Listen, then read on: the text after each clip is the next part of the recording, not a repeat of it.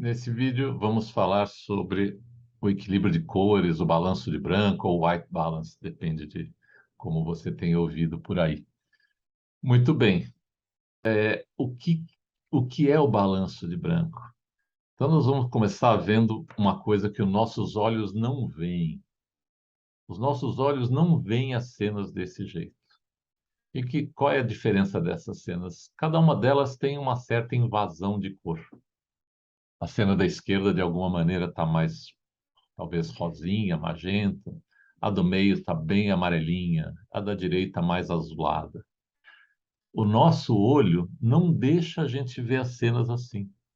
Ele automaticamente corrige se a cena tiver um excesso de uma tonalidade. Ele veio no automático. Então, uma cena dessas, a gente acaba enxergando só de um jeito, do jeito normal. É a cena quando não está puxando para nenhum tom, a gente diz que ela está neutralizada. Ok? E por que que isso acontece?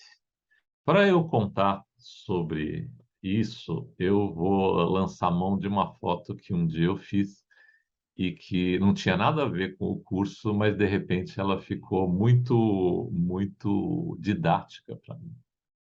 Então, antes de mostrar a foto, deixa eu contar o seguinte. Quando pediram para os cientistas, os físicos lá, é, arrumarem um jeito da gente falar e controlar a cor, eles ficaram quebrando a cabeça como fazer isso, né? Porque, né, não dá para pesar a cor, não tem tamanho. Como é que você vai mensurar a cor? Como é que você vai falar de cor? E, de repente, eles se deram conta do seguinte: olha só, essa foto que eu estou mostrando, ela foi feita na Alcoa, que mexe com alumínio, é uma foto no laboratório. E eles esquentam os copinhos, colocam alumínio lá para fazerem as medidas da, né, do alumínio, as características do alumínio, enfim, coisas técnicas que nem vêm ao caso. E eu estava olhando essa foto um dia e me dei conta que ela representava essa resposta de como é que os cientistas é, é, e- chegaram para fazer algo, né, conseguir medir a cor de uma certa maneira. Eles se deram conta de que quando você aquece alguma coisa, um ferro, um metal, né, acho que o melhor exemplo é com metal, quanto mais você aquece, mais ele vai mudando de cor. Então, eu vi que nessa foto daí a gente tinha aqui na flechinha um, ela está bem na parte mais escurinha ali, tá? Isso aí é um copinho, né, de, sei lá, de algum tipo de metal que está cada vez ficando mais incandescente. Nesse pedaço pretinho, o calor ainda não está muito alto. Então, é a região mais fria, ele está mais, vamos chamar, talvez avermelhado, né, um vermelho escuro, alguma coisa assim. Depois, né, quando a gente continua esquentando as coisas, a gente sabe que ela vai ficando mais vermelha, mais amarela. Então, a segunda temperatura aqui é esse tom de laranja, né? Depois que o metal que está avermelhado continua a esquentar, ele vai ficar laranja. Se continuar aumentando, ele vira amarelo, tá certo? Depois do amarelo, se você continuar aumentando a temperatura, a gente chega no branco, e se a gente continuar aumentando, a gente chega no azul, né? Então, quanto maior foi a temperatura, as cores, olha só, elas foram mudando. E aí os cientistas falaram, poxa, que bom, né? A gente pode então associar uma temperatura com uma cor, tá certo? E aí então eles fizeram uma tabela ligando a tonalidade com a temperatura que eles estavam medindo. Como eles são físicos, eles não trabalham, né, com graus Celsius nem com graus Fahrenheit, eles têm aquela medida lá dos Kelvin, né? O zero Kelvin, aquele zero absoluto, e a escala vai embora. Então, eles mediram, né, aquelas flechinhas, eles foram lá com o termômetro e mediram em cada pedacinho. e foram associando. Então, lá no lugar da chama, a temperatura era super alta, era aqui, né, entre 6 e 10 mil Kelvin, eles estavam lá nos azuizinhos, né? Quando eles mediram na parte amarelinha, laranja, estava aqui embaixo, né? Aliás, quando a gente está com gás no fogão da casa da gente e o bujão está acabando, ele fica mais fraco, a temperatura cai, a chama fica amarelinha, né? Quando a chama está boa e está novinho, a gente está lá nos azuis, né? A gente sabe que isso aqui é muito melhor do que o outro. Então, olha só, né? Pegaram a tonalidade e fizeram uma escala de temperaturas e foram vendo em cada tonalidade, né, quanto que vinha da frequência de cada cor. E o que acontece é que aqui embaixo sai todas as... É luz, então sai todas as frequências, mas uma sai muito mais do que a outra. Aqui embaixo o vermelho, depois vai passando pelo laranja ou amarelo, depois o verde, depois vai neutralizando, vai indo para o azul, enfim, passa aqui todo o espectro de cor.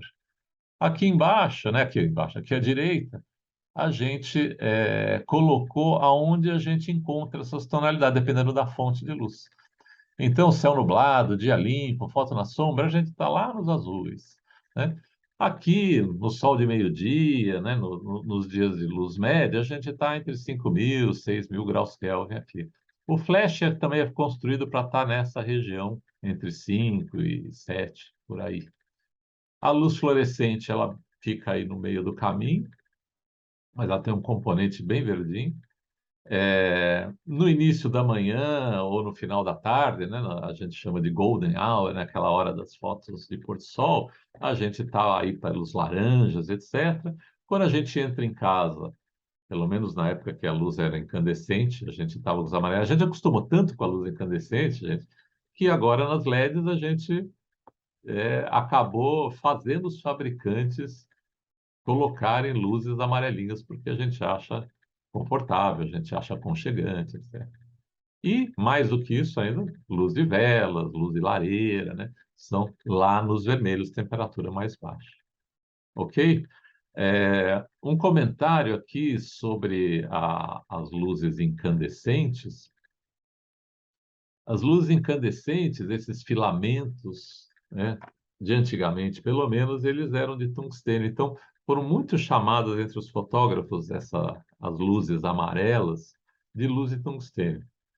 E quando a gente comprava filme, vinha avisado no filme quando o filme era calibrado para trabalhar com as luzes amareladas, né? Tá vendo? Quando muitas vezes não tinha nada no filme, era para luz de dia, para luz do sol normal. Só lá atrás, pequenininho, que para quem quisesse ter certeza, ele escrevia lá. Mas se você sair na luz de dia com foto de tungstênio, vai sair tudo fora de cor. Então ele dava uma tarja vermelha aqui, né? Dava uma avisada, colocava grandão, um T grande, para a gente não ter perigo de sair comprando filme errado, levando para o lugar errado. Então, na época do analógico, a gente só tinha esses dois tipos de filme e a gente, se saía para o sol, levava o daylight, se a gente ia para dentro de casa eu quero dizer, né? Festa de aniversário, casamento, teatro, todas essas coisas, luz e tungstênio. A gente trabalhava com só esses dois tipos de filme, e se a gente quisesse fazer algum ajuste em cima disso, a gente levava uma série de filtros coloridos para tentar fazer as correções finas, ok? Tinha todas umas tabelas, etc., porque nem tudo fica exatamente no ponto que a gente quer e tem muita coisa no meio do caminho. Bom, o digital trouxe muito mais recursos e muito mais opções. Aqui tem uma tabelinha, né? De novo, sobre qual que é a tendência da cor no sol de meio-dia, no nascer de cor de sol, a luz dourada, dia nublado azul, né? Que a gente já falou amarelo, luz fluorescente. Ok? E agora eu tenho aqui uma série de visores da câmera digital mostrando aonde eu conto para a câmera qual que é a luz que está iluminando minha cena. Porque, no fundo, ajustar o balanço de branco na câmera é, em resumo, contar para a câmera que fonte de luz ilumina a minha cena. Então, aqui esse símbolozinho, luz fluorescente, que é a luz do escritório, a luz da sala de aula, né? Aqui já é a luz do flash, que usou o flash da câmera para tirar fotos da menina. Aqui é a luz incandescente, né? Repara que tem várias aqui, né? Tem até um modo automático, né? Aqui, olha, a bicicleta está na sombra, então foi na sombra que foi o símbolo, né? A gente tem dias nublados e tem até um pré-ajuste, um ajuste preciso que a gente pode fazer específico para aquele momento, qual o tipo de luz que a gente tiver. Se a gente não se preocupa com isso, é muito possível que a nossa cena tenha uma invasão importante de cores que vá, de alguma maneira, incomodar. De novo, a gente pode querer a invasão de cor. Existem efeitos que ficam bons, a gente já daqui a pouco vai ver. Ok? Mas vamos primeiro entender como a gente tira para depois colocar se a gente quiser. Olha só um exemplinho aqui de um esquema. Se eu vier desse lado da casa 1 para fazer uma foto da fachada dessa casa, a luz que ilumina essa fachada é a do sol. O sol está batendo aqui, eu vou fazer essa cena perfeita se eu tiver com a luz do sol. Agora, se eu pegar a câmera e vier para fazer essa casa do outro lado, o sol não está iluminando aqui, né? Esse sol aqui, ele ilumina esse lado e esse pedaço, a fachada está toda na sombra, no contraluz, como você queira chamar. Ué, mas quem está iluminando esse lado? Porque a luz não faz curva, né? Ela sai em linha reta, então ela passa para lá, ela não vem nessa parede aqui, né? O sol joga a luz para lá e alguma luz volta para cá que da onde ela vem? Poxa, ela vem do céu aberto, né? Imagina que aqui em cima, né, tem o sol, mas tem uma calota azul de céu. Então, desse lado daqui, quem iluminou foi o céu, e claro, tem um componente pesado de azul. Então, se eu sair do lado do sol e vier para cá e fizer uma foto, sem avisar a câmera que agora quem ilumina é a luz do céu, ela vai azular a cena para mim. De novo, tem vezes que isso pode ser até bonito, né? Mas tem vezes que não. Vamos dar uma olhadinha no exemplo. Olha só, né? Desse lado daqui, o sol está batendo, iluminando tudo, tá ótimo. Mas aqui, olha a neve azul. De novo, muita gente vai falar, pô, mas eu gostei. Beleza, gostou mesmo, né? E fica bom. Eu acho que essa foto daqui, eu não gostaria de que essa neve ficasse não azul, ficasse cinza, ficasse escura. Eu gosto do tom de azul. Eu acho que combina aqui. Agora, se eu tivesse pessoas aqui, a pele delas estaria muito estranha, porque o azul ia subtrair o tom amarelo da gente, a gente ia ficar sem vida. Olha o exemplinho desse tipo de erro, né? De uma pessoa que está na sombra e é fotografada, corrigindo o azul ou não. Olha aqui, né? Aqui, quando a gente acerta o balanço de branco, o tom de pele vem natural. E aqui ele vem meio pálido, meio, né? A pessoa fica mais vermelha, falta o amarelinho, porque o azul tirou, né? Agora, de novo, a gente pode fazer milhões de climas que a gente queira usando esse recurso, porque a gente quis saturar ou quis brincar, né? Então a gente faz a câmera fazer um tom, mesmo que não seja o tom que estava naquele momento, porque a gente achou que fica bom, resolve o nosso problema. Essa série de fotos aqui, elas todas foram feitas com o mesmo o mesmo recurso, né? O mesmo efeito. É um recurso Hollywood começou a usar e nessa foto aqui embaixo à esquerda é uma foto extraída do filme Nascido para Matar, do Stanley Kubrick, né? Então, esse ator aqui, ele está deitado dentro, numa cama de noite, e tem uma luz que entra pela janela, com, né, um poste, alguma coisa assim, mas a gente identifica que é uma cena noturna, né? Toda vez que a luz está azulada e contrastada, a gente identifica isso como noite. Isso é a linguagem que Hollywood criou para contar que aquilo é uma cena noturna para a gente. E como que ela é feita? Ela é feita o seguinte: você usa uma luz equivalente à do Sol, pode até ser o Sol, mesmo de dia nublado, né? Então é muito bom você fazer esse efeito, porque você consegue trabalhar durante o dia. Você faz cenas noturnas durante o dia. É muito prático fazer uma noite americana. Então você coloca alguma coisa que seja luz de dia, pode ser uma lâmpada sua calibrada para imitar o sol, pode ser o flash, pode ser um dia nublado, mas você não regula o balanço de branco para aquela fonte de luz. Você regula a câmera por uma luz incandescente, que é muito mais amarelada. Então a câmera está esperando o quê? Uma luz super amarela e ela então vai subtrair um pouco do amarelo para equilibrar. Mas aí vem o quê? Vem uma luz azul. Então ela entra super forte, azulando a imagem inteira.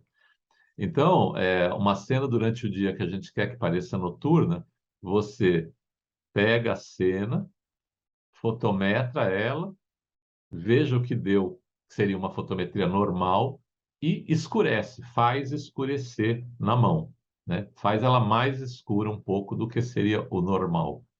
E regula o balanço de branco para ela azular, você vai chegar nesse resultado. Aqui era uma foto de dia nublado, né? Essa de baixo aqui era um final de tarde, é aquele momento em que os postes já acenderam, mas ainda tem uma certa claridade. Então, o céu ainda não está preto, ele refletiu aqui na água, né? E aqui também foi um momento em que o prédio já está aceso, mas o céu ainda não escureceu totalmente. Ok? Então, esse era o resumo aí sobre o balanço de branco da imagem. E desta vez era isso. Obrigado pela atenção e até a próxima.